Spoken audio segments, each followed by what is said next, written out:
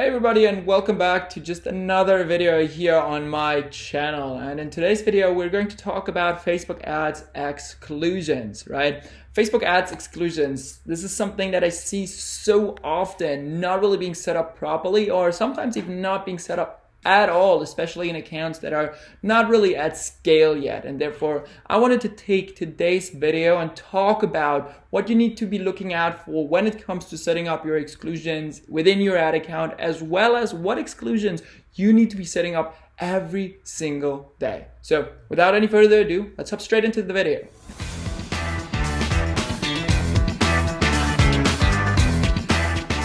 Hey everybody, and welcome to this new video. For those of you who don't know me yet, my name is Victor and I'm the founder of Victory Media, a boutique Facebook marketing agency that exclusively works with e-commerce brands to help them get to their next level with the help of Facebook ads. We here at Victory Media work with a multitude of different brands, and every Thursday I actually upload one YouTube video talking about what we're implementing right now within all our accounts, as well as general growth and Facebook ads tips for your e-commerce brand. So if this is something that you might be interested in, then don't forget to hit the subscribe button right below, and I'll be looking forward to seeing you around. However, with that being said, Facebook ads exclusions, something so small yet so important.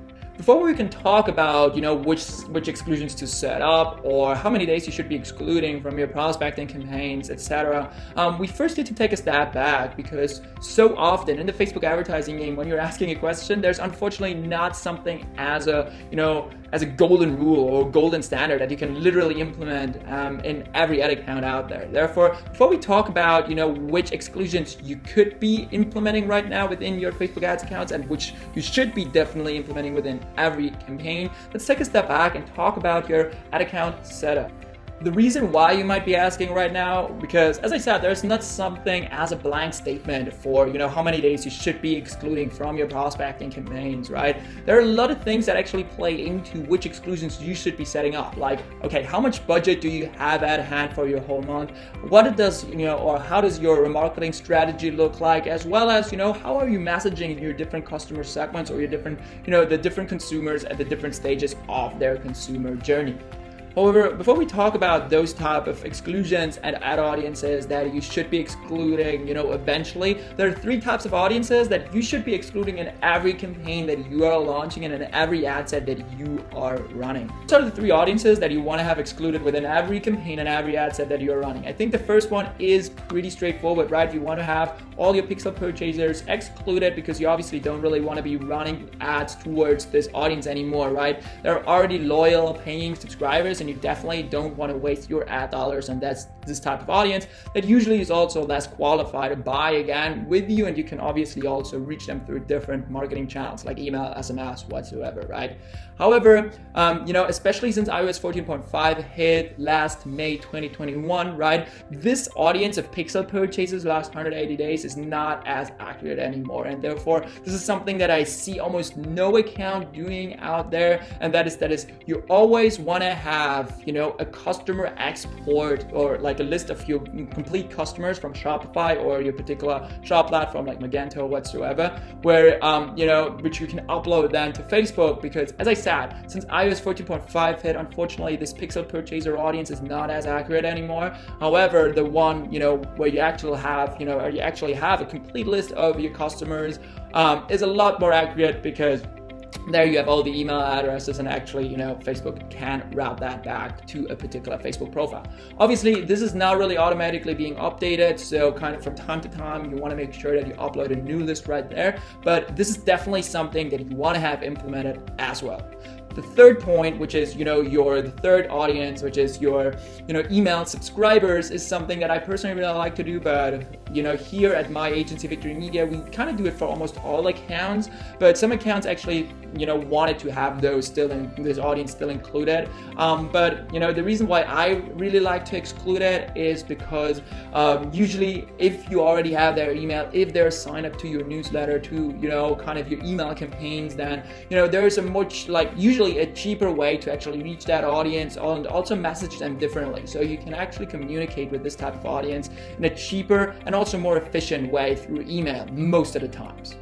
So with that being said, those are the exclusions that you want to have set within every campaign that you run within your ad account, and also your remarketing ad campaigns. The reason why I emphasize that so much is because you want to have different exclusions set for your remarketing campaigns compared to your prospecting campaigns.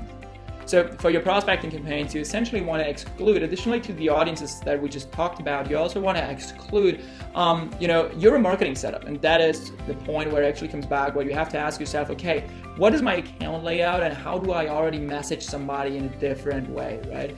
Usually, generally, I advise and also implement within almost every of my accounts to keep the remarketing window pretty small, below 10 days.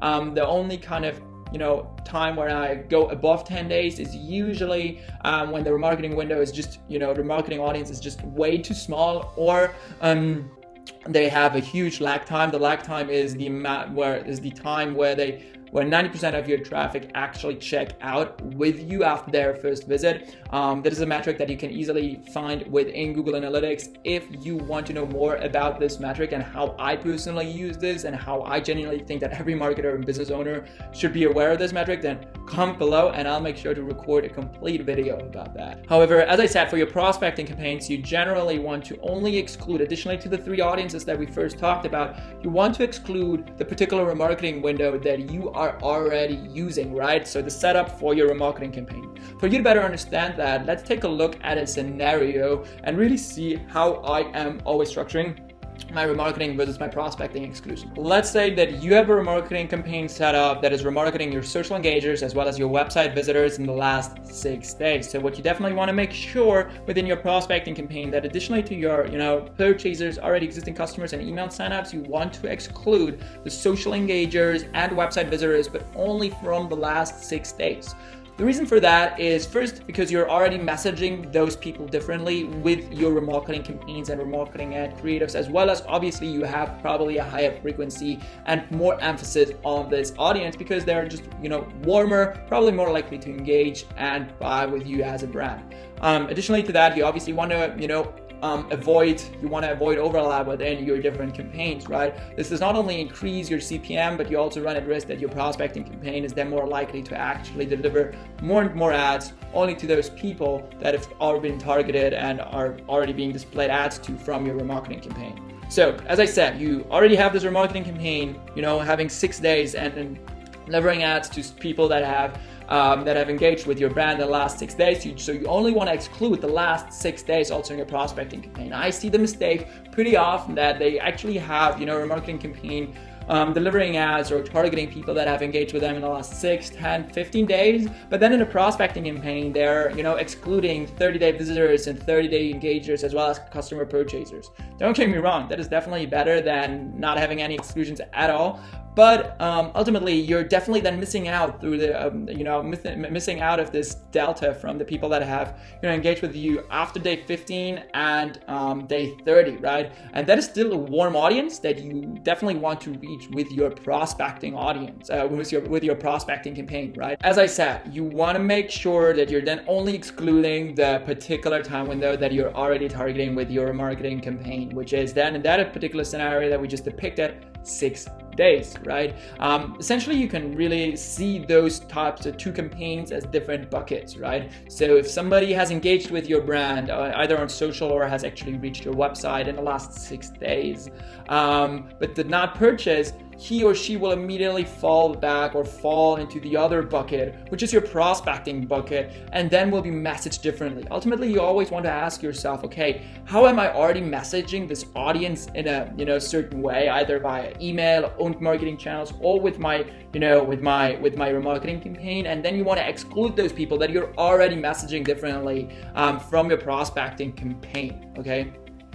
Another common mistake, before we wrap it up, that I see almost happening on a daily basis is that people are trying to go for those big remarketing audiences of 60, 90, or sometimes even 180 days, although they're rowing on a low budget, right? Sometimes they have, 500 visitors or whatever on a daily basis, right? And still go for those really large remarketing windows, although they only have about $50 to $100 assigned to their remarketing campaign.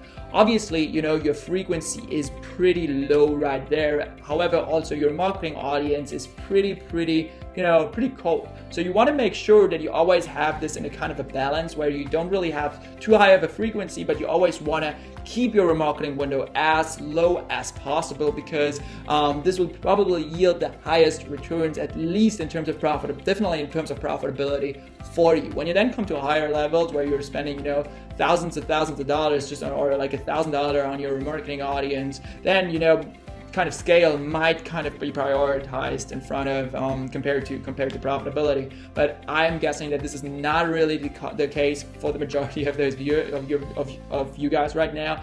Therefore, you always want to prioritize profitability in that kind of spending realm, right? So what I always look out for to, as I said, have my remarketing window as small as possible, but do not really have it above a 6 or 7x frequency in the last 7 days, right?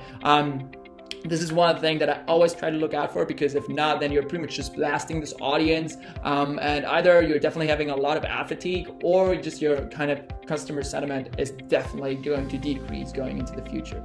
So, as I said, personally, I don't really want to see the daily frequency of my remarketing campaigns go above a 3 or a 4, and for the last 7 days, I don't really like to see it anywhere over 6 to 7, right? This is kind of the balance that you want to hold between your remarketing window as well as the frequency, and depending on how much you scale as well as how much traffic is coming onto your site, this will either decrease or increase in terms of the frequency.